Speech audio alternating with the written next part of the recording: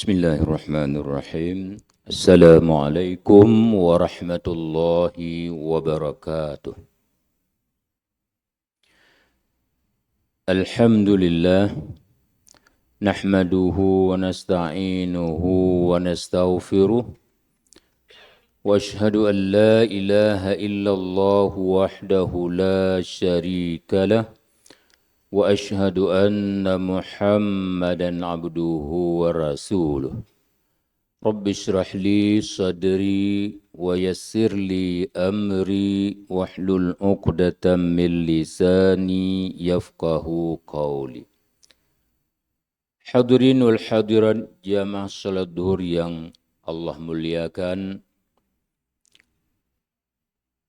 Kehidupan kita umat manusia ini senantiasa berselisih antara kesenangan dengan kesusahan, kemudahan dengan kepayahan, ujian, cobaan, dan juga pemberian yang menyenangkan dan yang menyusahkan. Ketika semua itu kita letakkan pada satu titik pemikiran yang logis dan objektif, maka muncullah kesimpulan bahwa kehidupan ini ada zat yang mengontrolnya.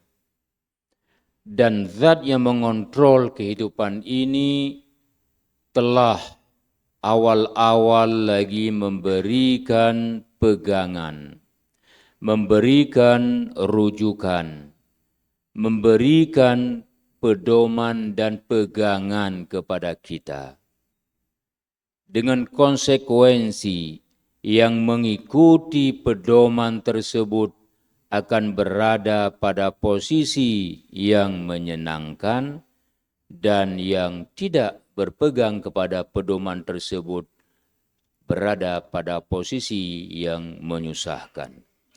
Itu menjadi hukum alam. Karenanya ketika kita pelajari, hayati dan mendalami pedoman yang Allah berikan kepada kita, yakni Al-Quranul Karim, kita dapatkan di sana berbagai contoh kehidupan, berbagai kisah-kisah yang menarik, baik kisah yang menyenangkan maupun kisah yang menyedihkan. Dan semua itu diberikan oleh Allah Subhanahu wa taala sesuai dengan apa yang kita lakukan terkait dengan pedoman kehidupan. Kita ambil satu contoh umpamanya. Mumpung kita baru diterpa oleh banjir bandang yang sangat dahsyat sekali. Bagaimana seorang Nabi yang bernama Nuh diutuskan oleh Allah Subhanahu wa taala kepada kaumnya, dan beliau menyampaikan pedoman dan wejangan daripada Allah kepada kaumnya. Tapi apa yang terjadi? Dalam surah Hud ayat 25 sampai ayat 52 itu panjang sekali, runut kisah dialog antara Nabi Nuh dan kaumnya. Walaqad arsalna Nuhan, Allah sungguh mengutuskan Nuh liqaumihi, bagi kaumnya. Lalu Nuh berucap, Inni lakum nadhirum mubin. Aku diutuskan kepadamu tiada lain, tiada bukan kecuali pemberi peringatan semata-mata.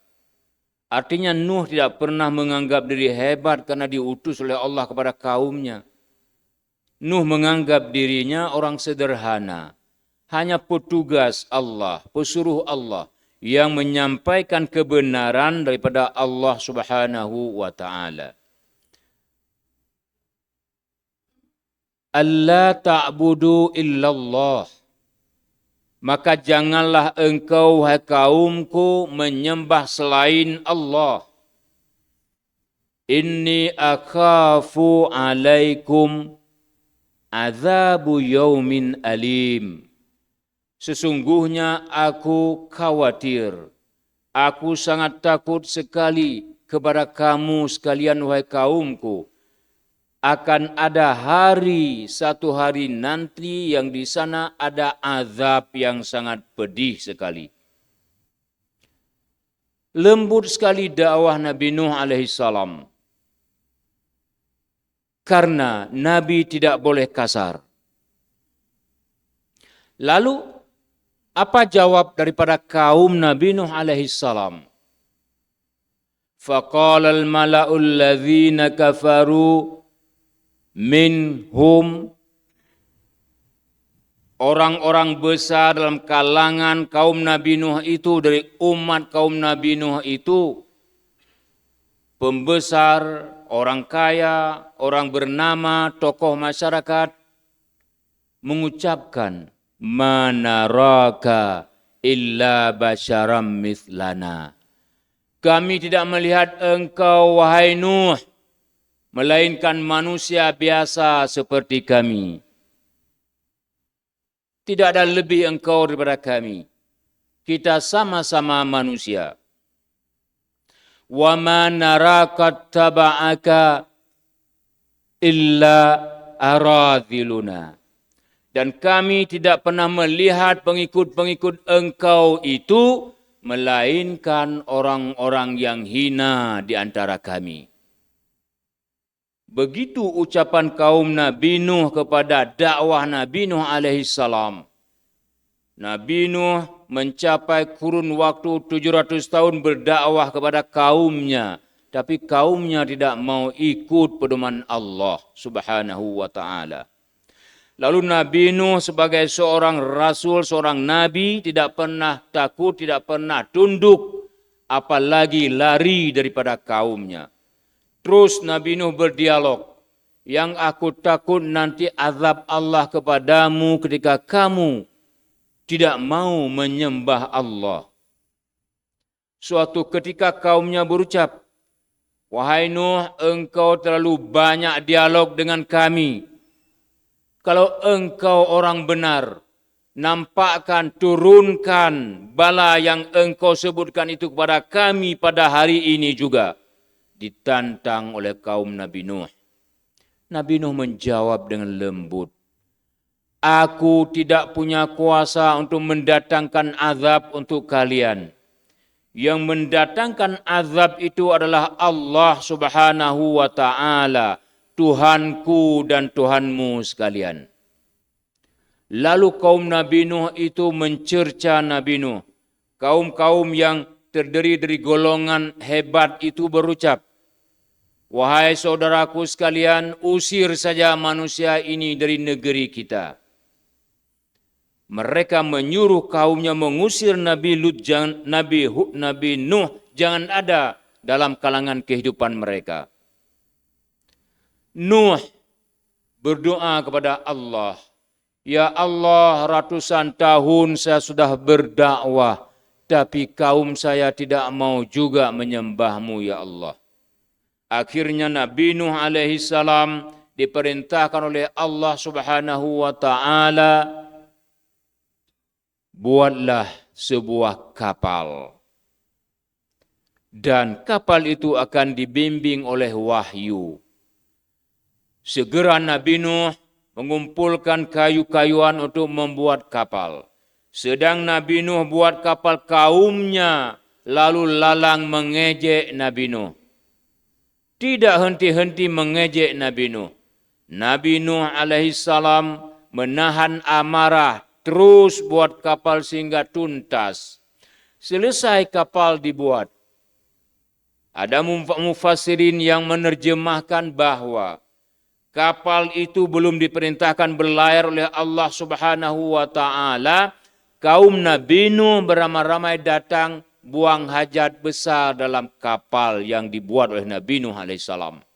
Dia tu'i dalam kapal kenan. Betapa sedihnya seorang Nabi yang sudah buat kapal sedemikian indah, datang kaumnya memberaki kapal tersebut. Sehingga kapal penuh dengan kotoran manusia. Menangis Nabi Nuh alaihissalam dan mengadu kepada Allah. Allah menjawab pengaduan Nabi Nuh dengan menurunkan penyakit kurap, kudis, gatal-gatal kepada kaum Nabi Nuh alaihissalam. Dalam keadaan berkurap badan mereka masih buang hajat ke kapal Nabi Nuh. Suatu ketika seorang yang badannya sudah berkurap penuh, buang hajat di sana, terjatuh, tersungkur dalam kotoran najis tersebut sehingga seluruh tubuhnya terkena najis. Pulang ke rumah dia bersihkan, dia mandi. Setelah dia bersihkan, setelah dia mandi, ternyata kurap penyakit kudis gatal itu hilang. Bocorlah ke seluruh negeri bahwa si Polan yang berkurap penuh seluruh badan karena terguling dalam perahu Nabi Nuh, dalam kapal Nabi Nuh, lalu dia menjadi sembuh. Tidak tunggu esok hari itu juga kaum Nabi Nuh yang sudah berkurap itu beramai-ramai mengumpulkan kotoran dalam kapal Nabi Nuh. Dijadikan obat kurapnya, bawa ke rumah, dibubuhi di seluruh badan dan sembuh kurapnya. Sehingga habis semua kotoran di dalamnya. Ada orang yang bawa cerigen, mengelap dengan kain, bawa pulang ke rumah. Sehingga kapal Nabi Nuh bersih, suci sedia kala. Seperti sedia kala.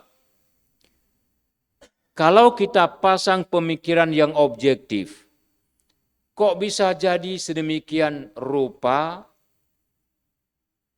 Penyakit berhadapan dengan najis bisa sembuh. Jawabannya karena Allah menghendaki. Karenanya hadirin wal hadirat yang Allah muliakan. Kita ambil kisah ini ketika Nabi Nuh diperintahkan oleh Allah gunakan kapal itu untuk berlayar. Dan naikkan orang-orang yang mengikutimu serta sepasang demi sepasang dari hayawan yang ada di negerimu dalam kapal. Mereka tidak akan pernah beriman dan kamu berlayar dalam kapal tersebut. Begitu kaum Nabi Nuh yang mengikuti Nuh dan hayawan yang dinaikkan oleh Nuh ke dalam kapal siap siaga, tiba-tiba bumi memuntahkan air. Nabi Nuh masih sayang kepada anaknya. Belum sempat berlayar memanggil anaknya. Wahai anakku, kemari, naik bersamaku dalam kapal. Engkau tidak akan bisa menyelamatkan diri. Tapi anak Nabi Nuh karena sudah terpengaruh dengan penghuni negeri yang sudah zalim, yang sudah ingkar terhadap Allah, dia pikir pembesar-pembesar negerinya itu bisa menyelamatkan dia. Dia berucap, wahai ayahku, kalau air datang aku akan naik ke gunung yang tinggi itu. Dia tunjuk gunung yang tinggi. Segera air datang, gunung yang tinggi itu juga tenggelam. Anak Nabi Nuh di bawah banjir tidak tahu di mana jembanya. Ketika kita membaca, mendengar, melihat, menghayati akan kisah ini, kenapa demikian dahsyatnya balasan Allah dan bagaimana Allah menyelamatkan orang-orang yang beriman kepadanya. Tidakkah terbesit pemikiran kepada kita? Wa ma kunna mu'adzibina hatta nab'atha rasula, kata Allah. Kami tidak akan menghancurkan umat manusia ini hatta nab'atha rasula. Sehingga kami mengutuskan seorang rasul sebagai pengingat, pembawa pedoman daripada kami. Dahulu langsung rasul, langsung nabi yang mengingat umatnya. Hari ini nabi sudah ditutup, hari ini nabi sudah berakhir dengan ditetapkan Muhammad Rasulullah sallallahu alaihi wasallam sebagai khataman nabiyyin. Maka jangan lagi bicara ada nabi, ada rasul yang memberikan peringatan kepada kita. Allah sudah tinggalkan Al-Quran, Rasul Allah sudah tinggalkan Al-Sunnah. Itulah yang mengarahkan kita. Maka sesat dan menyesatkan bagi kita kalau tidak berpegang kepada Al-Quran dan Al-Sunnah Rasulullah Sallallahu Alaihi Wasallam, atau tidak mau membaca, tidak mau memahami, dan tidak mau mengikutinya. Maka bala demi bala yang datang hari ini kepada kita, termasuk banjir bandang yang baru menerpa Nangro Aceh tersayang ini, kita tidak boleh nafikan. Di satu sisi, wa ya'fu an katsir, Allah mengampuni orang-orang yang kena musibah itu. Tapi di sisi lain, kenapa musibah itu datang? Rumusnya, kaum Nabi Nuh tidak mau mengikuti perintah Tuhan. Maka ketika kita sadar, bukankah kita diberikan kewajiban salat 5 waktu sehari semalam? Kita paham cukup banyak orang di negeri ini yang tidak salat sehari semalam 5 waktu. Mungkin sewaktu pun tidak ada. Allah berikan kita puasa di bulan Ramadan sebulan ke depan ini. Tapi cukup banyak umat manusia yang mengatakan dirinya beragama Islam ini tidak berpuasa di bulan Ramadan. Malah ada pembesar negeri dari kalangan menteri yang bertitah, yang buat pernyataan, umat Islam harus menghormati orang yang tidak berpuasa di bulan Ramadan. Ini titah perintah orang sinting. Semua itu menjadi runutan kenapa Allah mendatangkan cobaan demi cobaan. Karena kita tidak pernah berpikir secara logis dan objektif, kita biarkan saja itu berlalu. Berapa banyak pembesar-pembesar negeri ini yang ketika hari Jumat tutup kantor tidur dalam AC. Berapa banyak orang-orang yang diberikan amanah di negeri ini untuk menyampaikan kepada rakyat. Dibuat laporan lengkap, amanah tidak sampai kepada rakyat. Itu salah satu ciri orang munafik. Betapa banyak alim ulama yang melabelkan dirinya alim dan ulama yang memperbodoh anak bangsa dengan cara-cara yang sangat dahsyat sekali. Dan itu tidak pernah kita hayati secara mendetil, sehingga kita maknai bala demi bala yang datang itu faktor kebetulan. Digundulkan gunung, dipotong kayu, faktor curah hujan yang tidak tertampungi. Zaman Nabi Nuh itu tidak ada yang memotong hutan, tidak ada yang menurunkan hujan, tapi tiba-tiba Allah munculkan air dari bumi. Bukan semata-mata karena illegal logging, tapi ada faktor lain yang selalu kita ringankan dalam pandangan kehidupan kita ini, yaitu faktor keimanan dan faktor peribadatan. Semoga saja kultum singkat ini menjadi pengingat kepada kami sendiri dan kepada umat Islam semuanya, karena hidup ini tidak akan pernah lama. Hidup ini sementara saja. Hanya orang-orang yang tidak tahu makna hidup saja yang lalai dalam kehidupan ini. Wassalamualaikum warahmatullahi wabarakatuh.